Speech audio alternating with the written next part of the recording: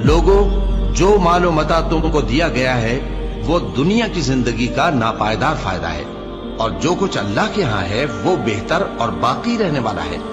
यानी उन लोगों के लिए जो ईमान लाए और अपने परवरदिगार पर भरोसा रखते हैं, और जो बड़े बड़े गुनाहों और बेहयाई के कामों से परहेज करते हैं, और जब गुस्सा आता है तो मुआफ कर देते हैं, और जो अपने परवरदिगार का फरमान कबूल करते हैं और नमाज पढ़ते हैं और अपने काम आपस के मशवरे से करते हैं, और जो माल हमने उनको अता फरमाया है उसमें से खर्च करती हैं। और जो ऐसे हैं कि जब उन पर जुल्म और ज्यादती हो तो मुनासिब तरीके से बदला भी लेती हैं, और बुराई का बदला तो उसी तरह की बुराई है, मगर जो दरगुजर करे और मामले को दुरुस्त कर दे तो उसका बदला अल्लाह के जिम्मे है।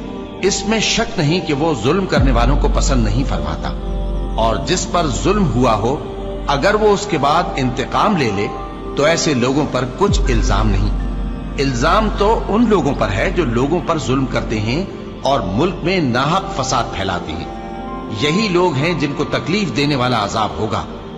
और जो सब्र करे और कसूर मुआफ कर दे तो ये बड़ी हिम्मत के काम हैं।